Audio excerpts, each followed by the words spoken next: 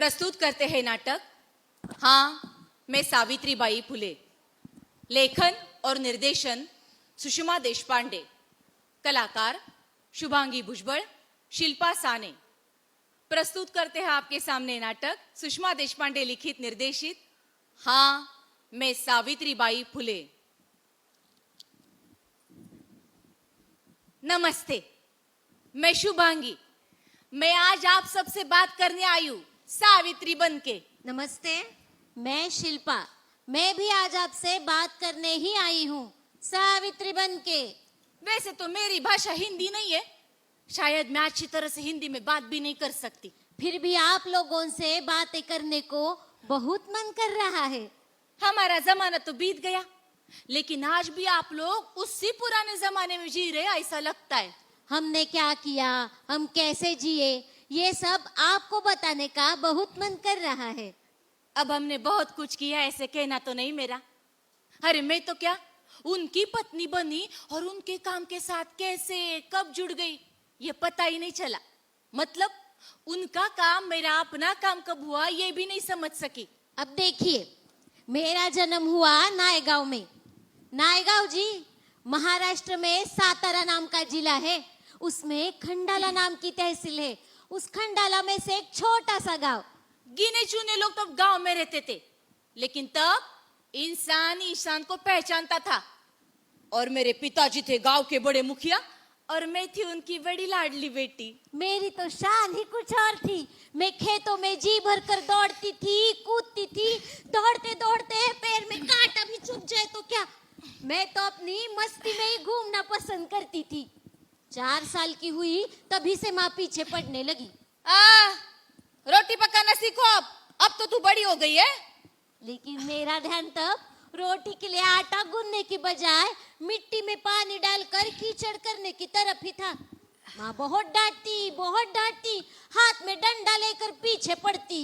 घरटे, अब शादी करनी है तेरी और तू है की हाँ? और मैं पिताजी के पीछे छुप जाती। इमली के पेड़ पर चढ़कर इमली तोड़ना हो या जामुन जैसे नाजुक पेड़ पर चढ़कर जामुन तोड़ना हो, ऐसे कामों में मैं हमेशा आगे होती थी। एक बार मैं जामुन के पेड़ पर चढ़ी तो मेरे पाँव के नीचे की डाली टूट गई।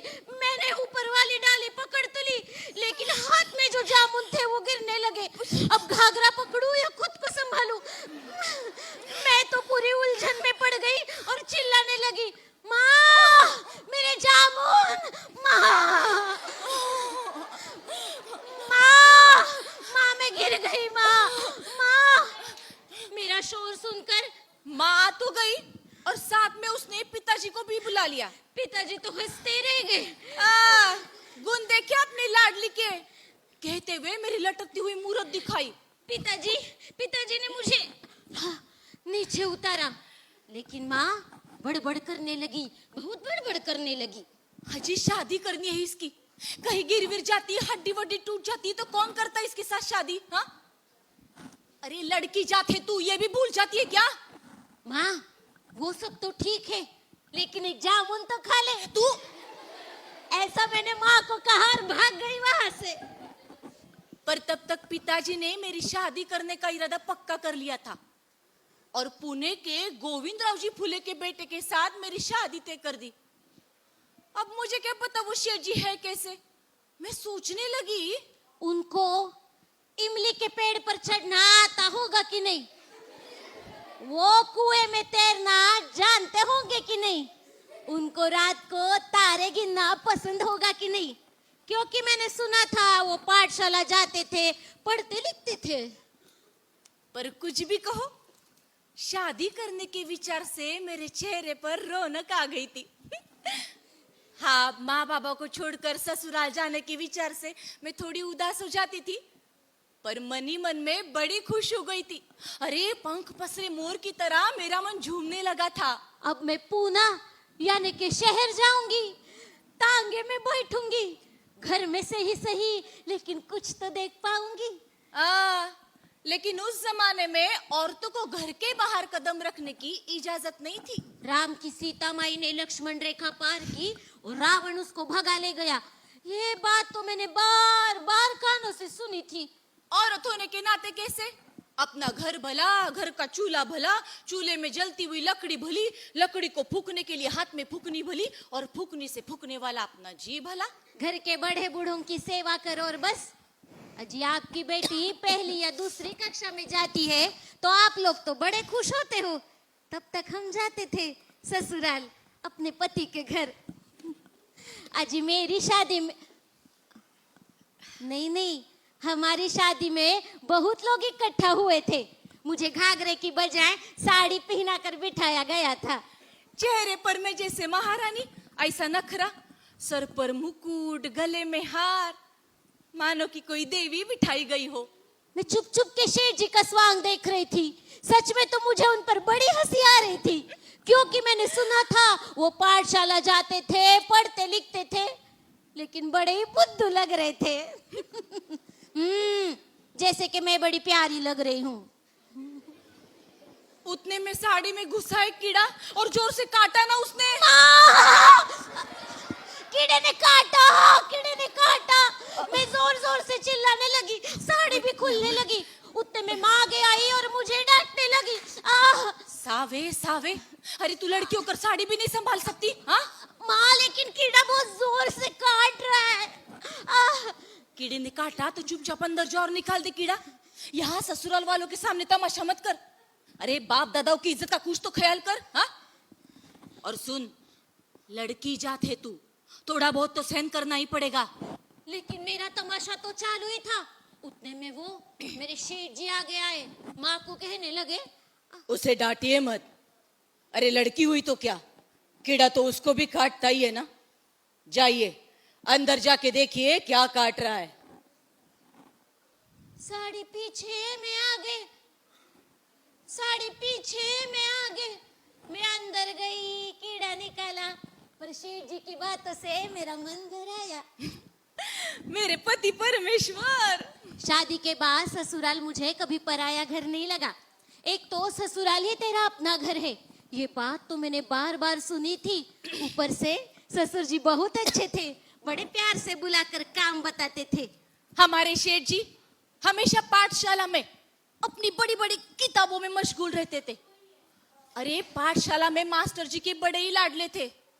हाँ, भला क्यों ना हो, हमेशा लिखना पढ़ना। कभी मैं कहूँ मेरे साथ खेलो, तो अभी वक्त नहीं है, ऐसे दिखाते थे शेठ जी के यहाँ।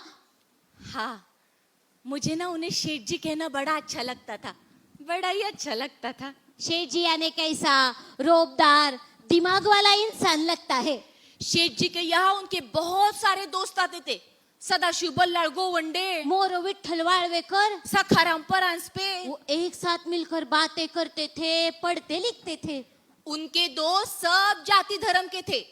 तुम्हारे धर्म में क्या होता है, हमारे धर्म में क्या होता है, ऐसी बातें चलती रहती थी। उन्हीं की बातों से मुझे पता चला कि शेठ जी को ससुर जी ने पाठशाला से निकालकर घर में भी बिठाया था। पर आगे जाकर गफ्फार बेग मुंशी और लेजिट साहब ने समझाया, इसलिए पाठशाला फिर से शुरू भी हो गई। शादी हो गई है और पाठशाला जाते हैं।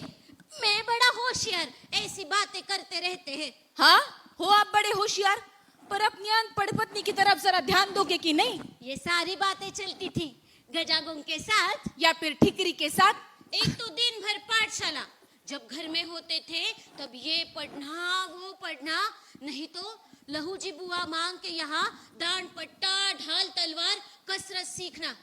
एक दिन तो मैंने पूछ लिया, दिन भर पाठशाला और बाकी के वक्त ये कसरत, या हमारे साथ खेलने के लिए कोई भी नहीं है।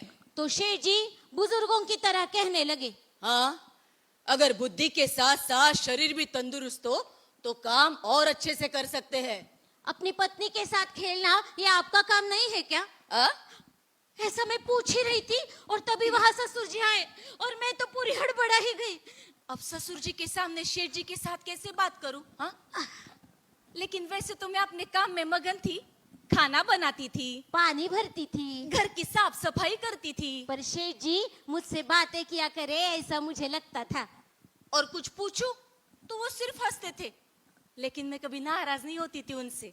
एक दिन मैं घर की साफ सफाई कर रही थी, उनकी सारी किताबें निकाली थी। अब घर की साफ सफाई तो करनी चाहिए ना, तभी शेठ जी आए वहां। अरे अरे अरे, मेरी सारी किताबें क्यों निकाली तुमने? हाँ, क्यों? घर की साफ सफाई नहीं करनी क्या?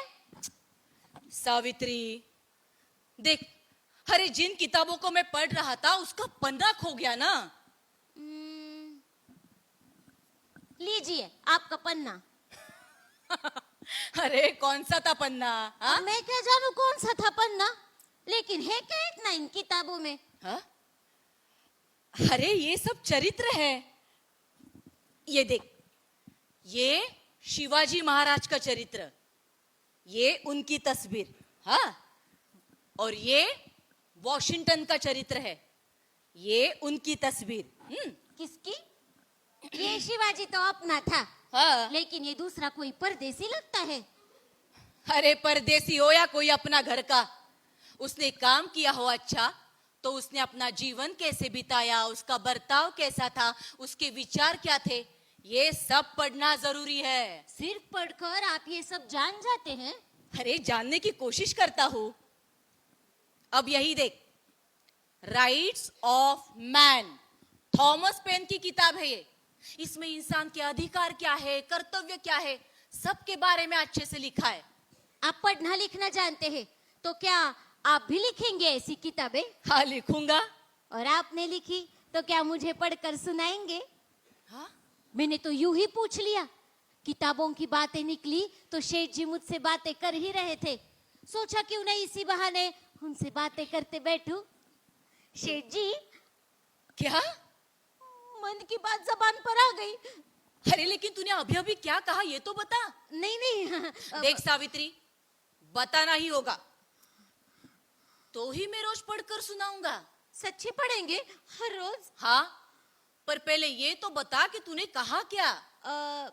मैं क्या मैं आपको शेठ जी कहती हूँ मतलब मन ही मन में कहती हूँ। वो हंसने ही लगे। मैंने उनको पूछा, अब गुस्सा नहीं हुए? हाँ? नहीं हुए ना? नाराज? नहीं, बड़ा अच्छा लगा नाम। मतलब अब रोज पढ़कर सुनाएंगे? हाँ। अरे शेठ जी ने कहा, हाँ कहा, और वैसे तो मैं शांत थी ऊपर से, पर मनी मन में बड़ी खुश हो गई थी। इस कमरे से उस कमरे में, इस दरवाजे से उस दरवाजे की तरफ झूमू नाचू ऐसे लग रहा था। शेठ जी रोज मुझे पढ़कर सुनाते थे, पढ़ते पढ़ते अपने अनुभव बताते थे।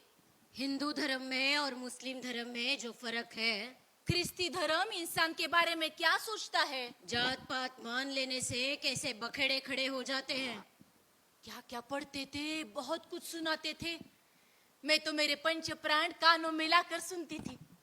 अरे कहाँ से सीखा इन्होंने ये सब? हाँ, मेरा पति बड़ा ही गुणवान है। एक दिन पड़ोस वाली चंद्रक्का, उसने पूछ लिया,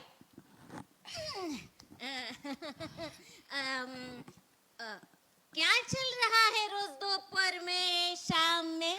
क्या वो पढ़ते हैं और मैं सुनती हूँ। पढ़कर क्या रोटी पकाना सीखोगी या सब्जी में नमक डालना सीखोगी? अब वही पढ़कर सुनाते तो क्यों न सुनूं? हाँ हाँ, बच्चे हो जाएंगे ना तो बंद हो जाएगा ये सब। बच्चे हो जाएंगे तब देखा जाएगा, तब तक तो सुनूंगी। मैंने भी कह डाला, मेरे और मेरी पति की दुनिया कैसे, वो पढ़ते हैं मैं सुनती हूँ, वो पढ़ते हैं मैं सुनती हूँ, इसी में समा गई थी। अरे कौन से पति को अपनी पत्नी को पढ़कर सुनाना अच्छा लगता है? हाँ, मेरे पति को लगता है तो हमारी दुनिया अपनी हमारी है। अब ससुर जी कुछ नहीं बोलते तो बाकी लोगों को क्यों है पूछताछ? हाँ, और पूछताछ करके फायदा ही क्या है? वो तो पढ़ना बंद नहीं करेंगे, इसलिए मैं सुनना बंद नहीं करूंगी, तो उतने ही तो साथ होते हैं वो मेरे। सावित्री, हाँ, दिन गुजर रहे थे।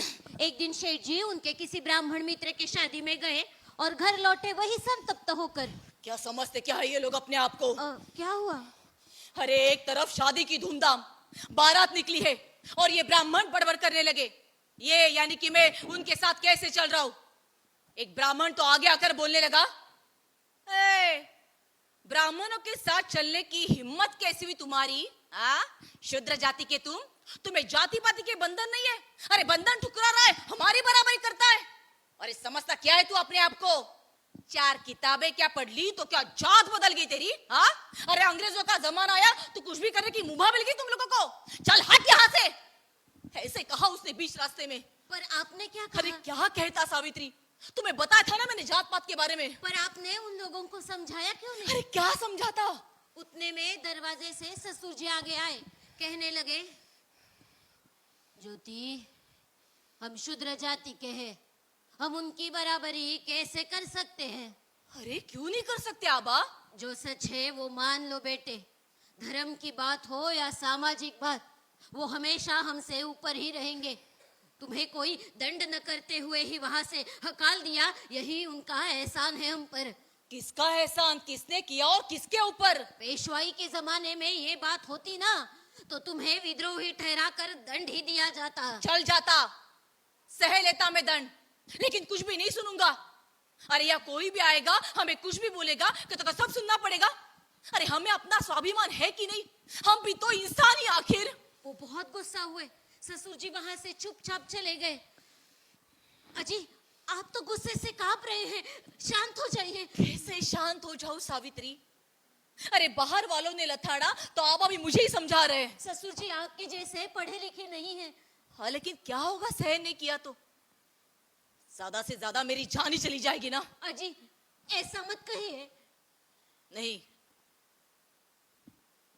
बोल सावित्री, मैं नहीं सहूंगा ये सब, पर सच्चाई के लिए अन्याय के विरोध में तुम तो कम से कम मेरा साथ दोगी ना? हाँ हाँ, जरूर दूंगी। मैं आपकी पत्नी जो हूँ, आप जो कहेंगे मैं वही करूंगी। और वो दिन मैं कभी नहीं भूल सकती। उन्होंने मेरा साथ मांगा, मुझ जैसी अनपढ़ अनाड़ी औरत का। मुझे पता नहीं था तब मैं क्या करने वाली हूँ, लेकिन उस रात उनको आंखों में बसाकर मैं बस धन्य धन्य हो गई। उन्होंने मेरा साथ मांगा, कितना सम्मानित किया उन्होंने मुझे। शेठ जी मैं सिर्फ आप ही की हूँ, ऐसा बार बार उनको कहने को बहुत मन कर रहा था। उस दिन के बाद शेठ जी सचमुच शांत नहीं बैठे। उन्होंने हिंदू धर्म के ग्रंथ को पढ़ना शुरू कर दिया। कबीर जी के दोहे, संत शिरोमणि तुकाराम जी की गाथा, भागवत धर्म के ग्रंथ, मार्टिन लूथर का चरित्र, professor Wilson, sir William Jones ने हिंदू धर्म के ऊपर क्या लिखा है। इतना ही नहीं, महात्मा बुद्ध, बसवेश्वर, तीर्थंकर, इन धर्म सुधारकों का अभ्यास भी हुआ। रोज पढ़ते थे, जो पढ़ा उसे मुझे बताते थे, अपने मित्रों के साथ उस पर चर्चा करते थे। एक दिन तो मैंने पूछ ही लिया, क्या मिला इतना सब पढ़कर? अरे हिंदू धर्म में बहुत अन्याय और अनीति छा गई है, इस वजह से हिंदू धर्म का विकृत स्वरूप दिख रहा है। लेकिन पहले ऐसा नहीं था, पहले हिंदू धर्म का शुद्ध स्वरूप था। अब हिंदू धर्म में ज्यादा दिखावे, अंदर रीति रिवाज घुस गए हैं, उन्हें जड़ से उखाड़ना ही होगा। कौन? आप करेंगे ये काम? हाँ, सावित्री, करने का प्रयत्न करूंगा। अरे हम सब एक ही ईश्वर के बच्चे हैं, वो ईश्वर सब पर समान प्रेम करता है। आप मुझ पर करते हैं वैसे? हाँ वैसे। ये जात पात का बखेड़ा ब्राह्मणों ने मचाया है। उनका तो वही चालू, ये ऊंच वो नीच, इससे छुआछूत फैल गया है। देख, बहुजन समाज को विद्यार्जन से दूर रखा। क्यों? क्योंकि खुद का वर्चस्व रहना चाहिए। स्वार्थी कही के, अरे जनता सीखेगी तो अक्लमंद नहीं बनेगी। अपने स्वार्थ के लिए जनता का, धर्म का, सबका नुकसान किया इन्होंने, और इसी वजह से अंग्रेज यहां घुस सके। सावित्री, अब इन सब पर एक ही उपाय है, नीच समझी गई जनता को शिक्षित करना। अरे भेदभाव मिटाने का शिक्षा, यही एक उपाय है। तो बस यही तय हुआ, दिन दुखियारों को सिखाना। हाँ हाँ, आप सिखाइए, मैं देखूंगी, आपके लिए खाना बनाऊंगी। पर शेठ जी तो अपने ही विचारों में मगन थे, जैसे कि मैं वहां हूं ही नहीं। उनके सामने तो बस एक ही ध्येय था, सिखाना सिखाना और बस सिखाना। 4-5 दिन के बाद शेठ जी अहमदनगर चले गए। नगर में तब सदाशिव गोवंडे जी रहते थे। शिक्षा का प्रसार, ये एक ही ध्येय उनके मन में था। गोवंडे जी इन्हें लेकर किसी ख्रिस्ती पाठशाला में गए। वहां कोई फरार नाम की मेम सिखाती थी। यस। ये गए पूछने, क्या क्या सिखाने का, कैसे सिखाने का। तुम मेम साहब बोलने लगी।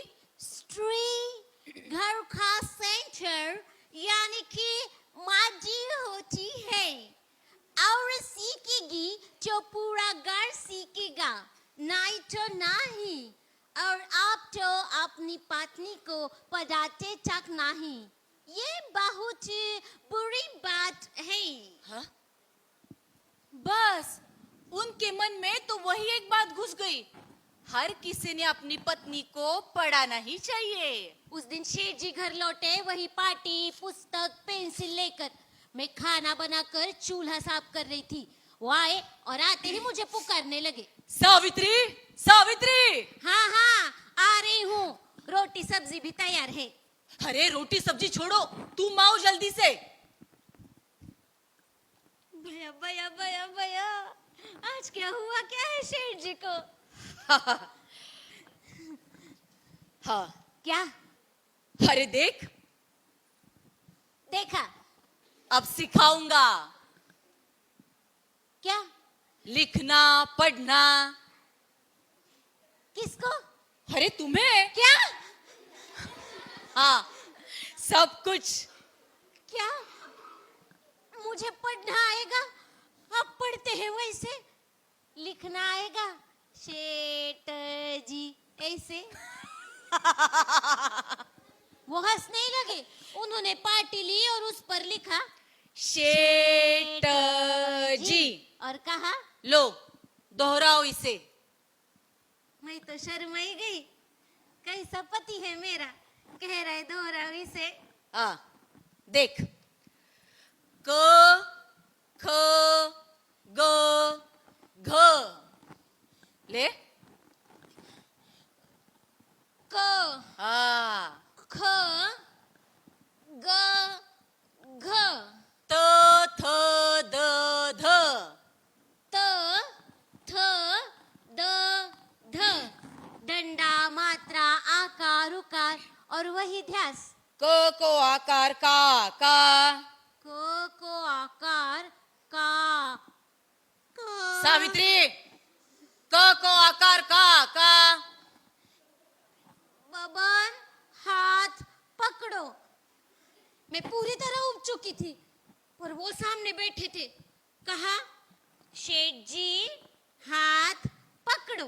क्या? तो आंखें दिखाने लगे, लिखने लगी चुपचाप। बे एकम बे, हाँ। बे दूनी 4, बे तिया 8।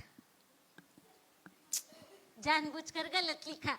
वैसे मेरा हाथ पकड़ा और लिखवाने लगे खुद। मैं तो देखते ही रह गई उनकी तरफ। सोचती थी ये मेरे पति हैं या मेरे मास्टर जी। लगता था वो कहेंगे, साहू अब बस भी करो, हाथ दुखने लगेगा। पर वो कहते थे, सावित्री लिखकर हाथ दुखने लगेगा तो भी चलेगा, लेकिन इतना पूरा करना ही होगा। क्या फायदा ऐसी पढ़ाई का? लिखूंगी मैं और चलेगी तो आपकी ही। तो हंसने ही लगे। अरे सच है तेरा कहना। मैं पढ़ने लगी, मैं लिखने लगी। पहले शेठ जी मुझे पढ़कर सुनाते थे, लेकिन आज एक एक शब्द, वाक्य, अक्षर मेरे लिए जीवित हुए थे। सावन का गीत गाती थी, उसे लिखती थी। खुद का नाम लिखती थी, उस पर से हाथ फेरती थी। पहेलियां बुझाकर उन्हें लिखती थी और बाहर लोग बड़बड़ करने लगे थे। क्या फायदा है ऐसी पढ़ाई का? आई बड़ी बामन की बेटी। पर मैं लिखती थी, पढ़ती थी। पहले लिखने पढ़ने पर उनका बहुत सारा प्यार मिलता था इसलिए, पर धीरे धीरे मुझे भी अच्छा लगने लगा लिखना पढ़ना। अरे कुछ दिन बीते और ससुर जी उनसे कहने लगे, ज्योति, हाँ वैसे तो हमें पढ़ने लिखने की इजाजत नहीं है, और तू सावित्री को पढ़ा रहा है। हाँ बा, वो भी तो इंसान ही है ना। हाँ, पर औरतों को पढ़ने लिखने की इजाजत नहीं है बेटे। औरत पढ़ेगी तो वो दुष्ट बनती है, चंचल होती है, अविचारी बनती है। आबा सावित्री पढ़कर साबित करेगी कि ये सब झूठ है। पर औरत पढ़ेगी तो वो विधवा हो जाती है। हाँ देखते होती या नहीं।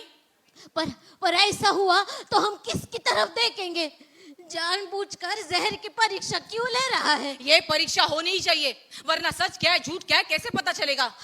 पर बेटे, ससुर जी आगे कुछ न कह पाए और वहां से चले गए।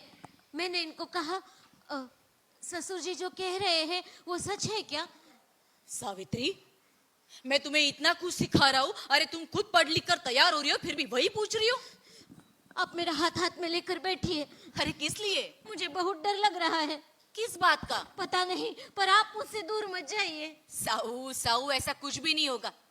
अरे वो लोग हमें डराना चाहते, पिताजी को भड़का रहे, पर तुम तो कम से कम शांति से काम लो। हा? वो दिन मैंने बिना कुछ पढ़े बिना कुछ लिखे ही बिताया। रात भर वो मुझे समझाते रहे, जो पढ़ा उसे दोहराते रहे, और सुबह का सूरज निकला एक नया विश्वास लेकर। मैंने ठान लिया, मेरा निश्चय हुआ, मैं पढ़ूंगी, मैं लिखूंगी, मैं सीखूंगी। और उन्हीं दिनों पुना के बुधवार पेट में भिड़े जी के हवेली में निचली जात की लड़कियों के लिए पहली पाठशाला खोली गई, और सारे पुना में जैसे कोहराम मच गया। आजी, हाँ।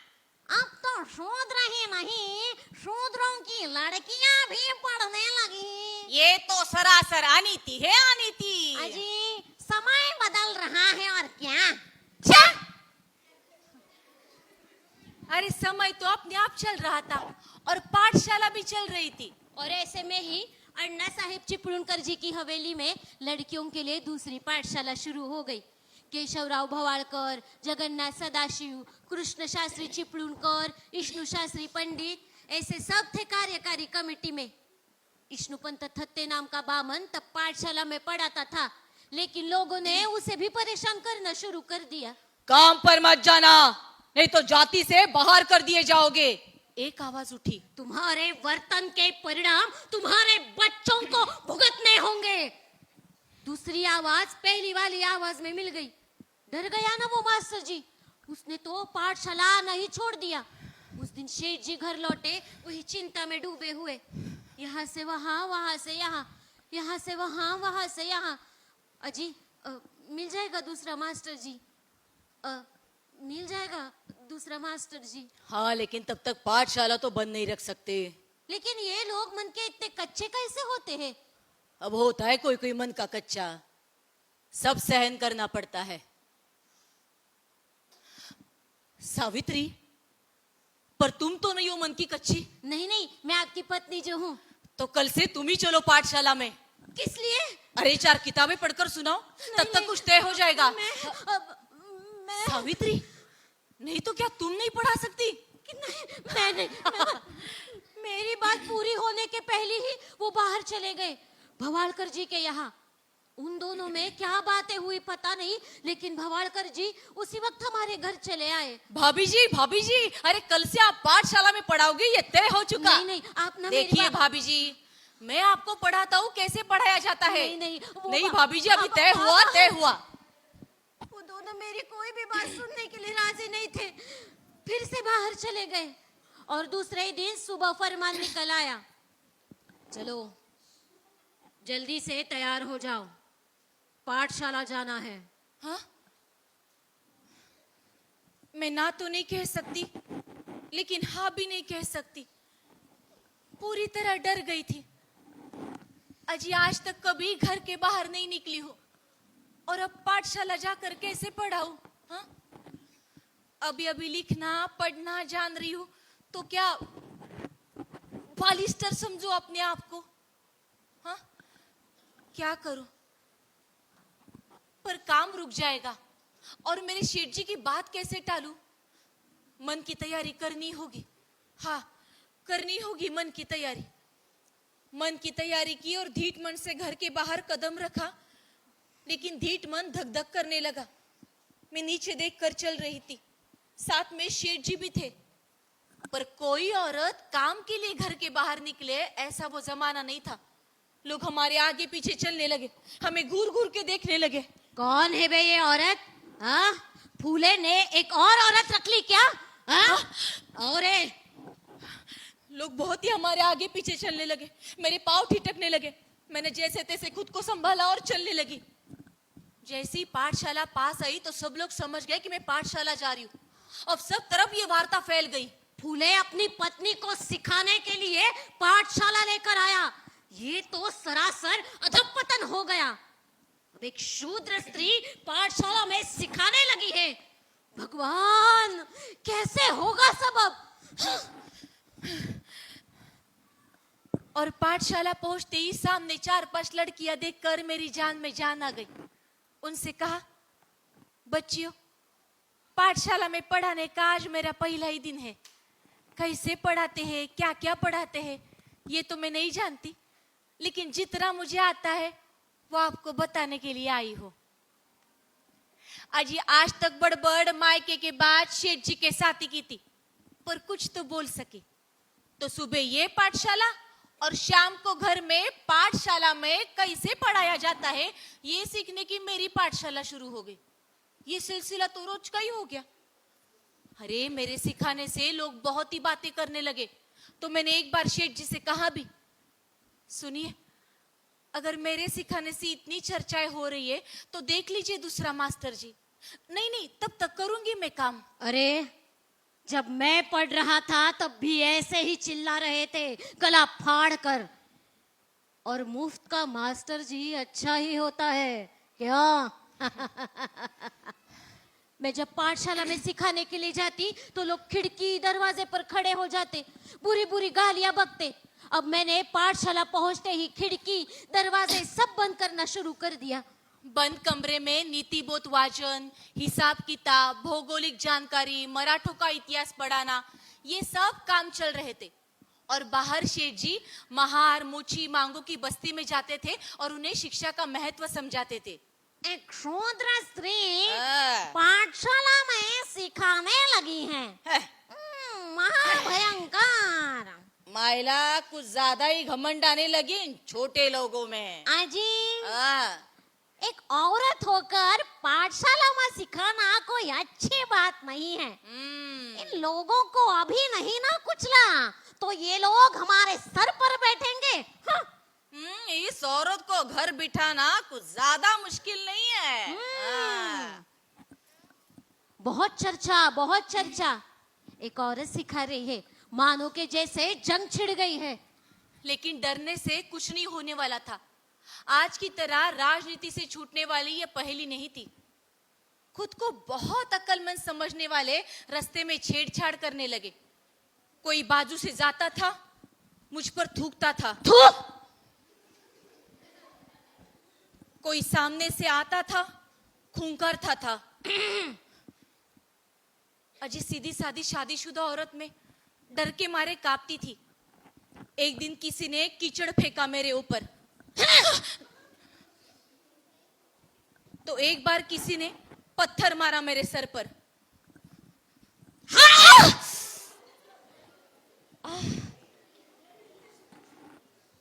एक दिन मेरे आगे पीछे 2-4 लोग इकट्ठा हो गए, चारों तरफ से मुझे घेर लिया।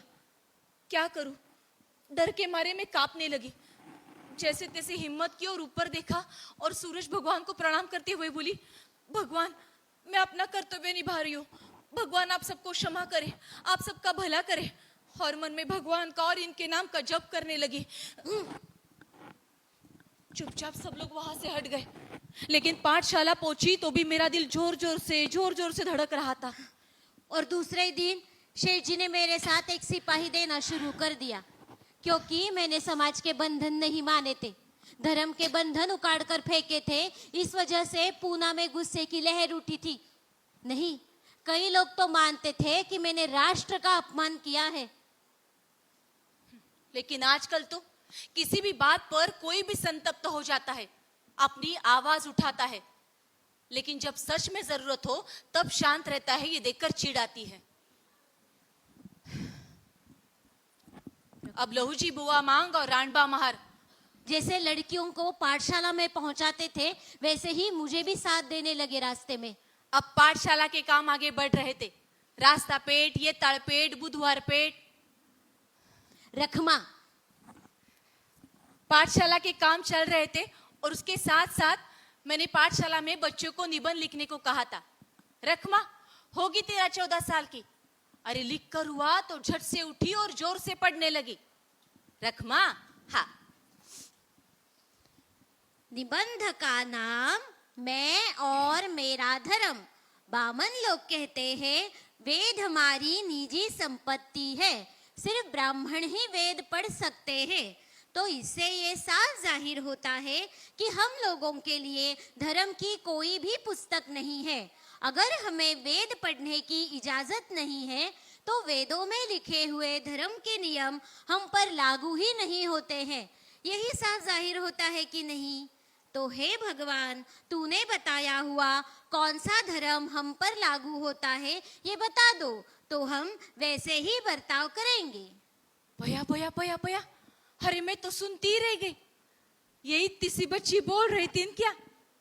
हमने जो सिखाया उसका कुछ तो फल मिला, पर आज वो सब काम माती मोल हो गया है। अरे आज विचारों को गाड़ दिया जा रहा है और विचारों को गाड़ने के लिए पूरी फौज ही तैयार है। गाड़ा गया विचार उखाड़कर बाहर निकालने के लिए एक पीढ़ी से भी ज्यादा समय आवश्यक है, और ये विचार ऐसे ही गड़े रहे तो हमारे पास कुछ भी नहीं बचेगा। पर हमारे जमाने में ऐसा नहीं था, विचारों का अस्तित्व हमारे साथ था। उस जमाने में विधवा जवान औरतों के लिए हमने एक आश्रम खोला था। ये विधवा औरतें और उनके बच्चे उस आश्रम में रहते थे जिसका नाम था बाल हत्या प्रतिबंधक गृह। एक दिन मैं ऐसे ही कामों में गड़ी थी, तब शेठ जी किसी लड़की को लेकर घर आए। लो, तुम्हारी बेटी को घर ले आया हूँ, पकड़ो। मैंने उसको अपने पास बिठाया। रो रो कर उसकी आंखें सूज गई थी, नाक लाल हो गई थी। पति के पश्चात किसी और का घर पल रहा था उसके पेट में। नाम क्या है तुम्हारा? काशी। जान देने गई थी नदी पर? हाँ, आप वहां पर सही समय पर पहुंचे, इसीलिए उसे घर ले आ सके। अरे जान इतनी सस्ती है क्या? हाँ, बच्चा नई जिंदगी जीने के लिए, नई सांस लेने के लिए जन्म लेता है। वो जैसे जीने चाहे उसे जीने दो। जो गलतियां हमने की वो उसे ना दोहराए, इसलिए उसे अच्छे संस्कार दो। हाँ, और अगर लड़की हुई तो? लड़का हो या लड़की, देखो तुम अपना बच्चा खुद अपने हाथ से हमें सौंप दो, हम उसे अपना बच्चा समझकर ही पालेंगे। काशी ज्यादा बात नहीं करती थी, दरवाजे के पीछे अंधेरे में ही रहती थी। कहती थी मैं अंधेरे में ही ठीक हूँ, मेरा अपवित्र साया आप पर ना पड़े। उसे खाना खिलाने जाओ तो कहती मुझ जैसी अभागन को खिलाने का पाप आप क्यों कर रहे हो? कभी कुछ दुख दर्द हुआ, कभी कुछ नहीं कहती थी। ज्यादातर लड़कियां ऐसी होती थी, लेकिन काशी मन ही मन में कुछ ज्यादा ही कुड़ती थी। काशी को लड़का हुआ, मेरे हाथ में अपना बच्चा सौंपकर चली गई वो अभागन। 12वें दिन हमने घर को सजाया, घर में पताका लगवाए, बच्चे को झूले में डाला, नाम रखा यशवंत। बहुत नाम कमाना, ऐसा उसके कान में कहा। काशी ने सौंपा हुआ बच्चा खुद अपना ही माना। आगे चलकर उसे गोद ही लिया और उसने भी यशवंत फुले ये नाम साकार करते हुए इनका गौरव ही किया। यशवंता हमारा ही बच्चा समझकर बड़ा हुआ। किसी ब्राह्मण स्त्री के पेट से उसने जन्म लिया, इसलिए हमें पराया नहीं हुआ। पर आज भी ये जात पात की बात चली रही है, या फिर ये जात पात का बखेड़ा आजकल कुछ ज्यादा ही बढ़ रहा है। जो विचार अपना कर हम जिए, आगे बढ़े, क्या वो सब खत्म हो गए? अजी, आजकल तो लोग ये गोद लेने का मामला स्वीकार करने लगे हैं, लेकिन उस जन्मे हुए इस बच्चे को जात पात का नाम क्यों देते हो? कोई कहता है ज्योतिबा ने लड़कियों के लिए पहली पाठशाला खोली, भारत में पहला बाल हत्या प्रतिबंधक गृह शुरू किया, सावित्रीबाई पहली स्त्री शिक्षिका। होगा, वैसा ही होगा, लेकिन उतना ही कहकर चुप क्यों हो जाते हो? तब हमने हमारे खर्चे से आश्रम शुरू किया था। आगे जाकर वैसा ही बाल हत्या प्रतिबंध गृह आश्रम पंढरपुर में शुरू हुआ तो शेठ जी ने यहाँ का काम रोक दिया। शेठ जी कहा करते थे, एक काम अगर दूसरा संभालने लगे तो हम नए काम के साथ जुड़ सकते हैं। वो काम मैंने शुरू किया, इसलिए वहां मेरे नाम की कुर्सी होनी ही चाहिए। ऐसा हमारा धर्म नहीं था। पर हमने शुरू किए हुए सारे काम आज कौन आगे लेकर जा रहा है? हाँ? हाँ। अरे कौन जा रहा है आगे लेकर? देखिए, सोचिए जरा ठंडे दिमाग से। ये सब काम चल रहे थे तब उसके साथ याद आती है उस वक्त की हजामों की हड़ताल। हजाम यानी बाल काटने वाले नाई। हाँ, उस वक्त हुई थी हजामों की हड़ताल, लेकिन कुछ और ही वजह से। आश्रम खोला था, फिर भी विधवा जवान औरतों का सर मुंडवाना बंद नहीं हुआ था। इन भाइयों की मदद से हमने हजामों की हड़ताल की। मैंने उनके साथ बात की और तय हुआ, और पूना और मुंबई से हजारों हजाम इकट्ठा हुए थे मुंबई में सभा के लिए। सबने अपने हाथ का वस्त्र नीचे रखा, खुद के पेट की परवाह नहीं की। क्यों? क्योंकि मेरे माँ बहनों की विटंबना रोकनी चाहिए, जो नहीं थी उनके जात पात की, धर्म की, पर विचारों के स्तर पर सब नाई इकट्ठा आए थे। अरे कोई कुछ सीखता क्यों नहीं इससे? सीखना चाहिए सबने, हमेशा आंखें खुली रखकर। और हाँ, मैं तो बहुत कुछ सीखी शेठ जी के साथ रहकर। एक तरफ यशवंता की पढ़ाई भी चल रही थी, लेकिन एक दिन वो पाठशाला से घर लौटा, वही रोते रोते। अरे, मैं उसे शांत कराने लगी तो बोलने लगा, रास्ते में और पाठशाला में बच्चे मुझे चिढ़ाते हैं। ब्राह्मण का बच्चा माली ने भगाया कहते हैं। आज नहीं तो कल ये होगा, ये हमको पता ही था। यशवंता कहकर मैंने उसे और पास ले लिया। आई, हाँ, मैं तुम्हारा और तात्या का ही बेटा हूँ ना? तुम्हें क्या लगता है? तुम्हारा अपना ही हूँ ऐसा लगता है। अरे वही तो है। पर वो बच्चे क्यों चिढ़ाते हैं? कहते हैं तू विधवा ब्राह्मण स्त्री का लड़का है। अब कैसे समझाऊं इस मासूम को? मन में हलचल होने लगी। उससे कहा, यशवंता देख, हाँ, तेरे तात्या, मैं और सत्य शोधक समाज। पहले मैं किसका हूँ ये बता।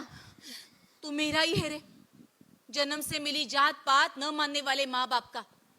यहाँ तेरे तात्या सारे दिन दुखियारों के बाप बने हैं, मुझे माँ बनाते हैं।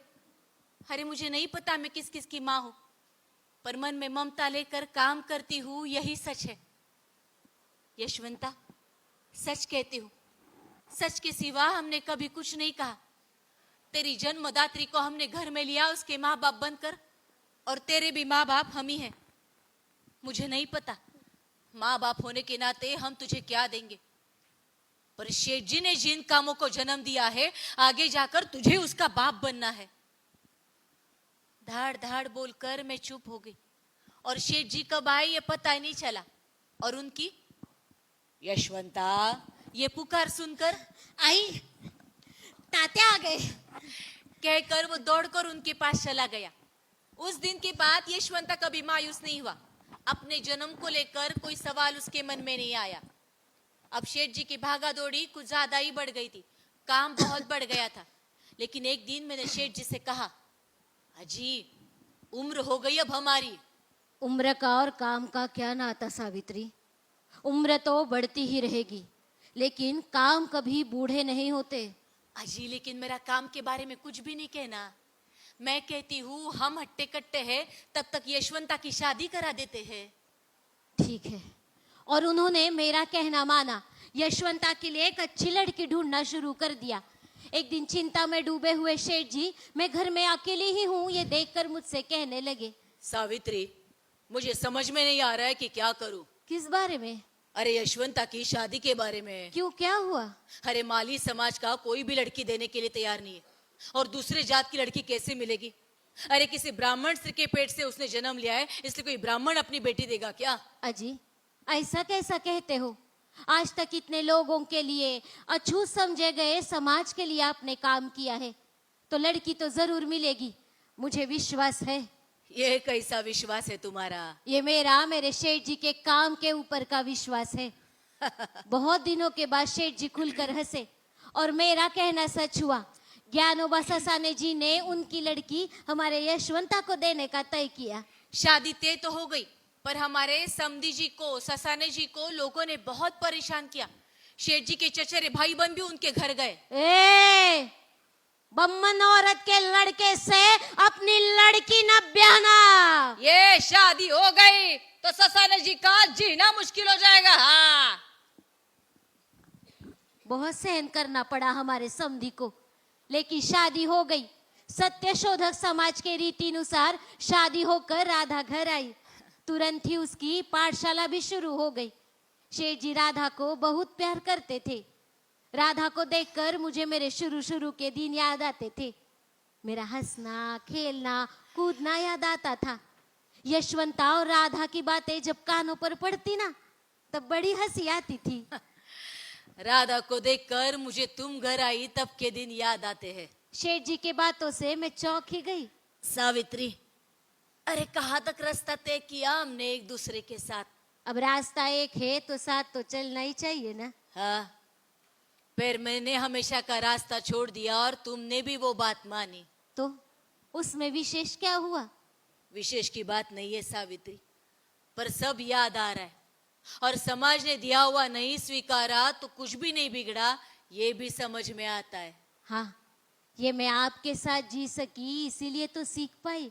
अरे पर सीखने की इच्छा और तैयारी भी तो चाहिए मन की।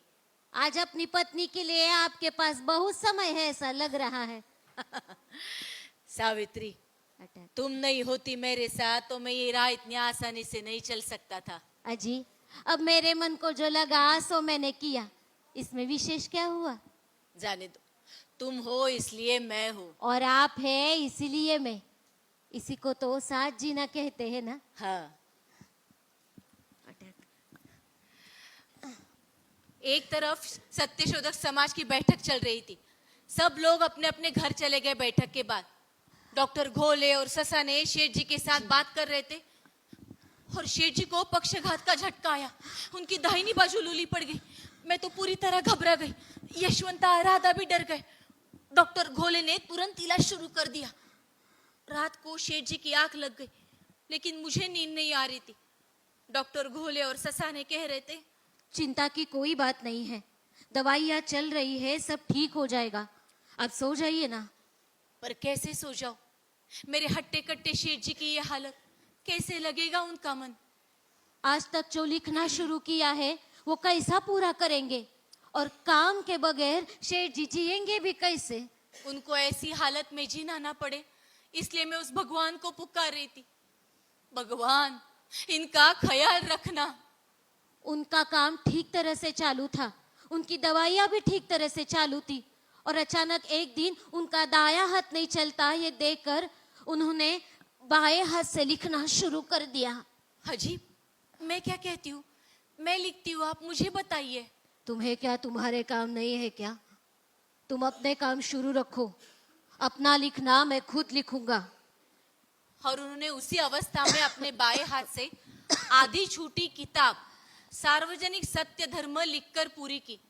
स्त्री की महानता स्पष्ट करने वाली ये किताब मेरे जाने के पहले पूरी होनी ही चाहिए, ये एक ही ध्येय उनके मन में था। थोड़े दिन बीते और शेठ जी मुझे अचानक ही कहने लगे, सावित्री, आज तक जो कमाया वो काम में ही लगा दिया। आजकल मेरे पीछे तुम लोगों की चिंता लगी रहती है मुझे। और मन में धस हो गया, देखा जाएगा कल का कल।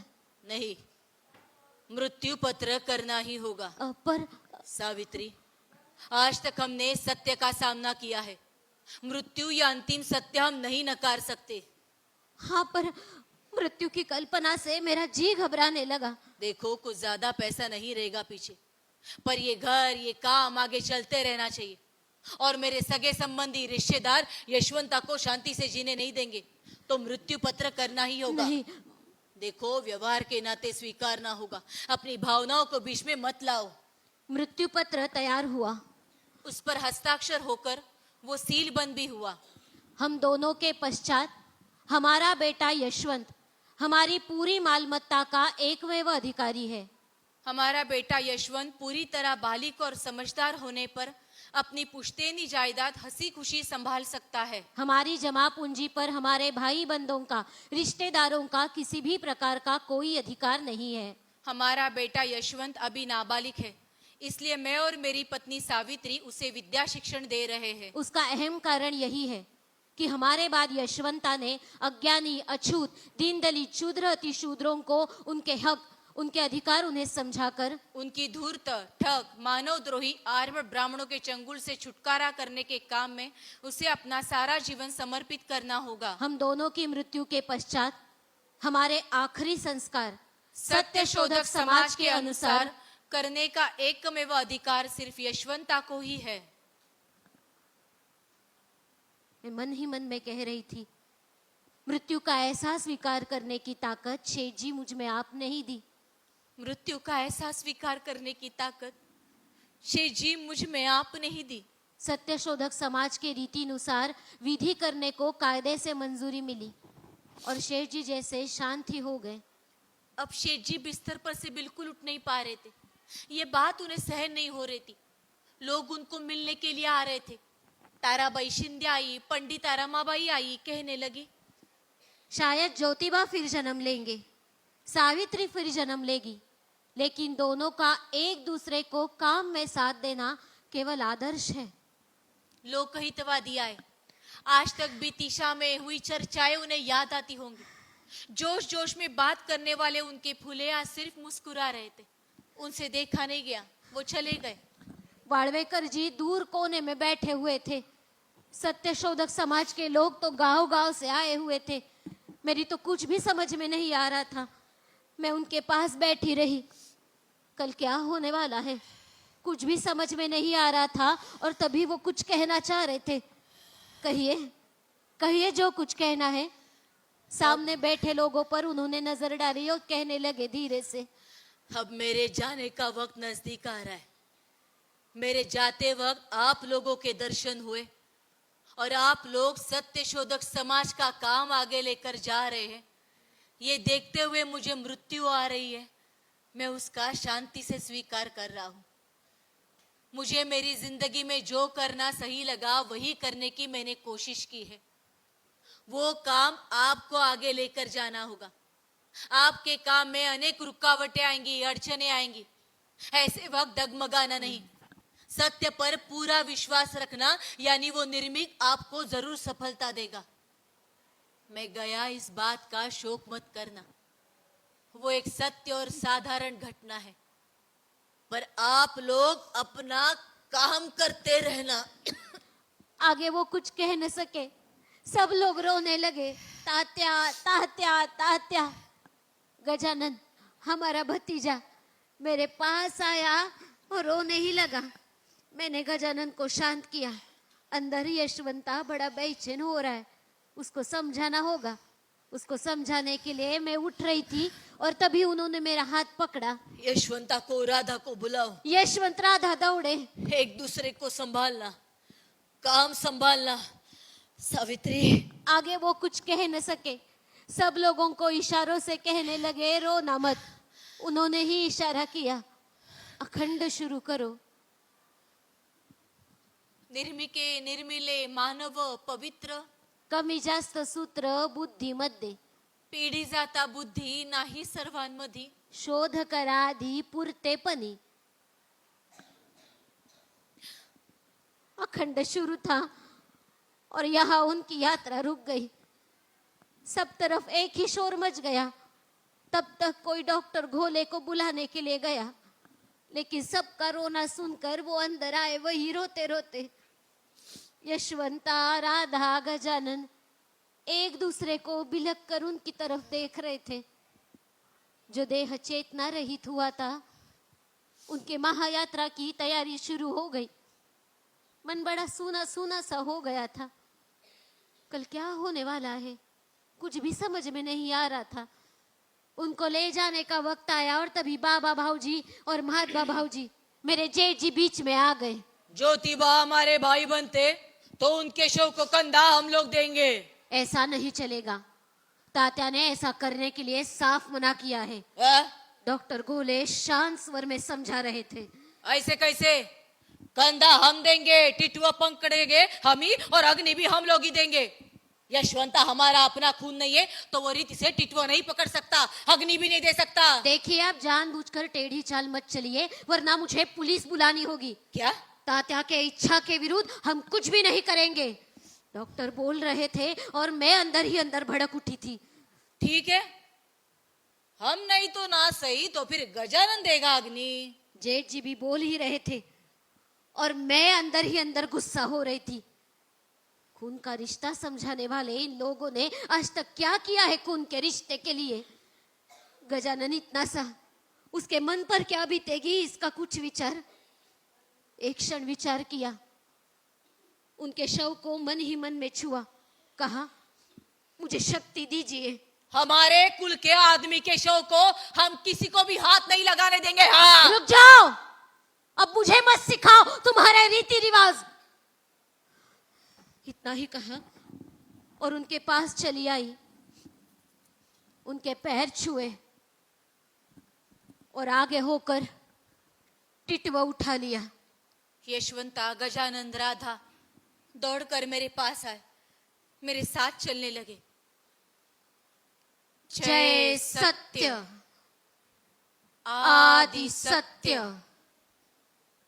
जय सत्य, आदि सत्य, जय सत्य,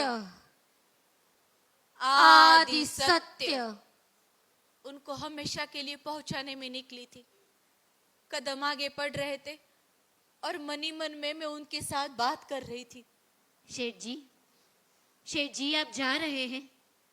आपके साथ मैंने जिंदगी बिताई, इसलिए आपको आखिरी बार छोड़ने का सौभाग्य मुझे मिला। ये ना कांपने वाले हाथ आपकी वजह से मजबूत हुए हैं। ये हाथ में लेकर रात रात समझाया आपने अपनी साऊ को। अब इन हाथों को मजबूत होना ही होगा। शेठ जी, आज भी आप दरवाजे के पीछे से नजर आए हुए स्वांग याद आ रहे हो, पर आज इन हारों का, फूलों का अर्थ पूरी तरह बदल गया है। अब मेरे शेठ जी मुझसे बिछड़ जाएंगे हमेशा के लिए। शेठ जी, शेठ जी,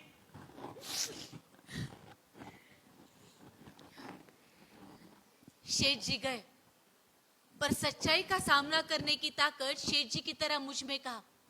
मैंने यशवंता को समझाया, वो आगे पढ़ने लगा। राधा की पढ़ाई भी चल रही थी। मुझे तो काम में भी उनकी साऊ ये पुकार सुनाई देती थी। 2 साल के बाद जब लोक हितवादी जी का देहांत हुआ, तभी भी मन बहुत उदास हुआ। अपना समाज सुधारने के लिए उन्होंने बहुत सारा काम किया है। ऐसा सासवड में अध्यक्षीय भाषण में मैंने कहा भी। अब सत्य शोधक समाज के काम आगे चल ही रहे थे। यशवंता की पढ़ाई पूरी हो चुकी थी, डॉक्टर बन चुका था वो। आज तक हमने जो कमाया वो काम में ही लगा दिया। मामा परमानंद जी की कृपा से बड़दो के महाराज सयाजीराव गायकवाड़, इनके यहाँ से हर महीना पैसे आते थे, फिर भी खर्ची चलाना मुश्किल हो गया था। और ऐसे में 1897 में पूना में प्लेग की लहर दौड़ गई। पूरा पूना उजड़ा सा लगने लगा। सब लोग जंगल की तरफ भागने लगे। ऐसे में शूद्र अतिशूद्रों की मदद कौन करेगा? मैंने यशवंता को बुला लिया, बस्ती बस्ती पर काम शुरू किया। समाज के लोग भी मदद के लिए थे। यशवंता इलाज कर रहा था और मैं रोगियों को तो वहां तक पहुंचा रही थी। जा ले।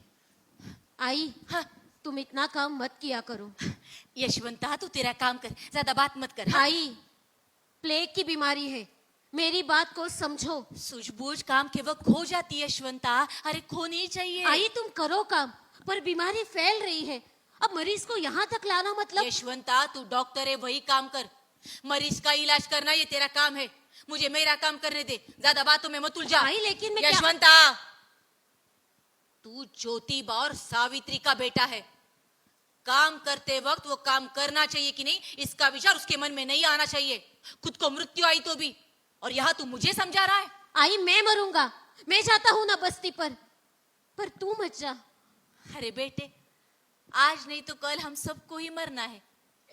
इंसान से जुड़ी हुई भावना अपने काम में लगा, तो ऐसे वक्त तू मेरे पहले मर गया तो भी धीट मन से देखूंगी मैं। इतना ही कहा और बस्ती की तरफ भागी। यशवंता की आंखें भर आई होगी, ये विचार बस मन में आया ही था तो एक 2 साल का बच्चा तड़पते हुए दिखा। झट से उठाया उसे और वापस निकली, पर उस नन्ही सी जान की जिंदगी और मौत के बीच की लड़ाई देखकर उसे दूर कैसे रखती। छाती से लगाया उसे, सोचा कम से कम मरते वक्त उसको माँ की गोद मिले। बच्चा मर गया और मुझे प्लेग की बीमारी हो गई। यात्रा खत्म हो गई। काम करते वक्त मुझे मौत आई, ये तो मेरा सौभाग्य ही था। लेकिन ये सारी बातें मैंने आपसे क्यों की? इन लड़कियों के माध्यम से आपको मिलने क्यों आई? देह से गए हुए लोगों का भूतकाल इतिहास होता है।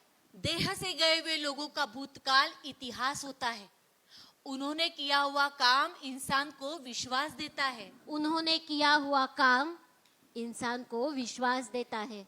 विचार हमें नई जिंदगी देता है। विचार हमें नई जिंदगी देता है। यही बार बार कहना है। अरे यही बार बार कहना है, पर बार बार वही दोहराऊं, आप नहीं कुछ सीखेंगे।